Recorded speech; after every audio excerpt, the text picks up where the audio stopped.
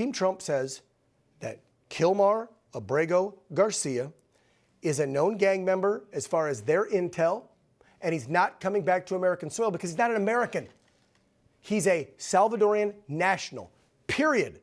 He was supposed to leave the country 6 years ago. In 2019, he was ordered out.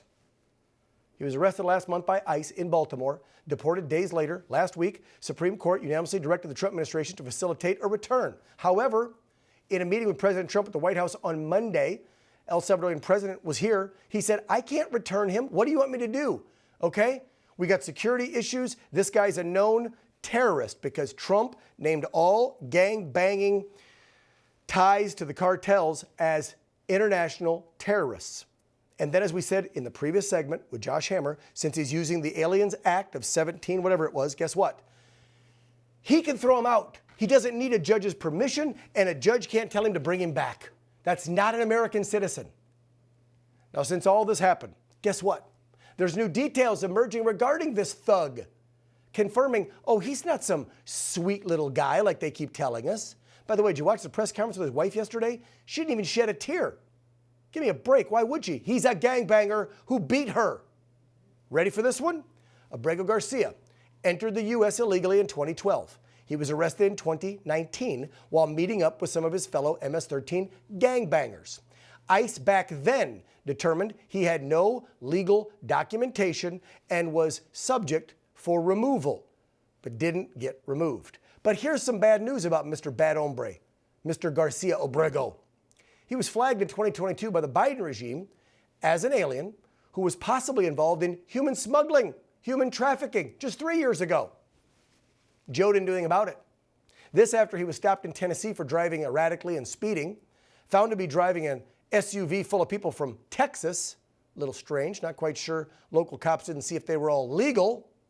Homeland Security investigators had previously flagged the SUV as a suspected human trafficking vehicle, which he made several stops at the southern border picking up illegals. Oh, but wait, there's more.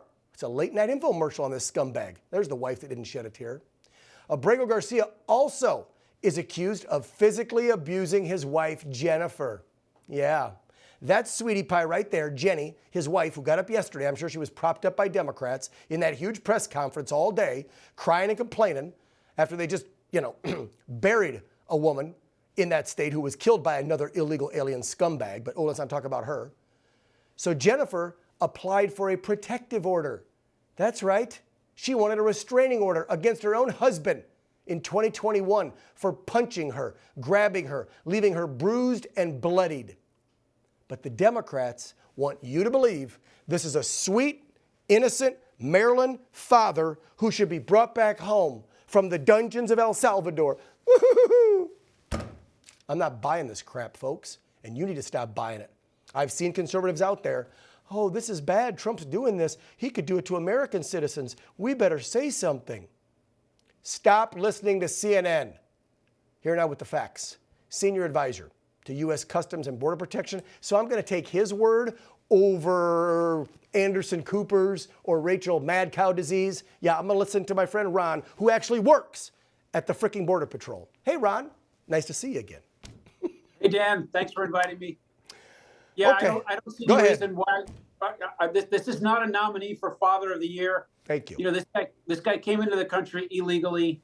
He could have been deported a number of times. This last time was under the Alien Enemies Act, a law from a long time ago, but a law in the books, created by Congress, signed by a president. And so I don't understand why people are advocating for his return. We had both presidents say they're not interested in having him returned. And if he was returned, Pam Bondi said he would get deported again. So what is the whole point of this? The point of this is that the left, academia, and some in the press, President Company excluded, want us to believe that crossing the border illegally is not a crime in the United States. And then they have this fear factor of, oh, anybody can be taken off the streets. Yeah, you can be taken off the streets if you're in the country uninvited, uninspected, and illegal. That's the people who are being targeted in these operations. Most of them, the interior ops are all focused on criminal aliens as well. And so this guy's not Father of the Year. He's not coming back to the United States. And the other premise is,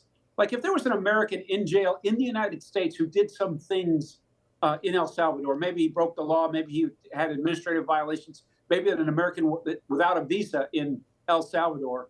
And they just put their hand up in the air and said, you know what? We want you to send that American to back to El Salvador. We would not do that. Right, of course not. Well, we might. The president just said that of El Salvador with Trump in the Oval the other day. He's like, I can't send one of my own citizens to America and say, hey, accept this guy, who, by the way, has been labeled a terrorist because of his ties to MS-13, and he is one of my people. He's an El Salvadorian. Yeah, I'm going to ship him back to the U.S. for you. I'm not doing that. It'd be a security risk. So it's not happening. Ron, I want to point something out to folks, by the way. While this is all going down this week, okay, a grieving mother, Rachel Morin's mother, that's the woman that was out jogging, the middle-aged mom who had 5 kids she was supporting, I think by herself, single mom, who gets beaten and thrown in like a drainage ditch tunnel right after being beaten and raped.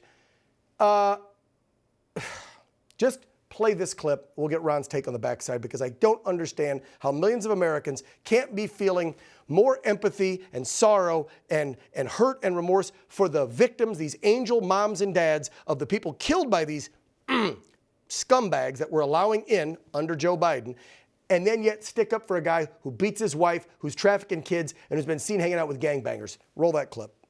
This person took my daughter so violently and so gruesomely and so graphically that they sealed the pictures because I don't want my granddaughters to see these pictures.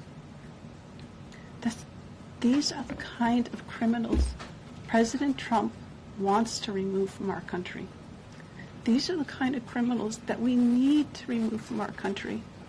We are American citizens. Why should we allow people like this, violent criminals that have no conscience at all, to murder our mothers, our sisters, our daughters?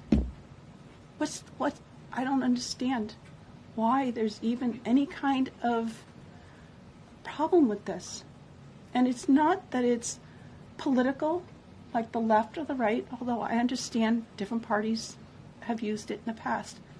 But we have to look at it as we are American citizens.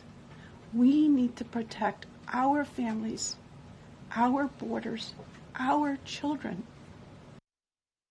Amen. Ron? 100%. She deserved better from her government and the government servants. We all deserve better, and most Americans understand the grief that she goes through, and we hope that most Americans don't experience the grief that she goes through. But we need to do better by people like her, and the ways you get there is you secure and lock down the border, which is underway now as we speak, and you go after the worst of the worst in the interior of the United States to reduce the risk that Americans have to face what Rachel Morin's mom had to face in this country just down the road here in Maryland. And so she deserved better, and we all deserve better. And you have leadership like Kristi Noem and Donald Trump in the Oval Office that are trying to make it better for all of us. And Tom Homan as the border czar, and you out there as advisor, and the list goes on. And I'm going to brag you up because look at these numbers. 95% decrease March to March, Donald Trump versus JoJo Sleepy Biden. Look at those numbers, folks, and tell me Congress had to act or we couldn't shut it down. It was all Republicans' fault. Trump killed the bill last year. No, it's a president. See the difference in the numbers? Last one, I got to ask you, Ron. Senator Chris Van Hollen. This is the senator, Democrat from Maryland, who's going to El Salvador to bring this guy home. Has he ever heard of something called the Logan Act? Play this clip. As I've said before, the goal of my visit is to talk to people here about the release of Kilmar Abrego Garcia.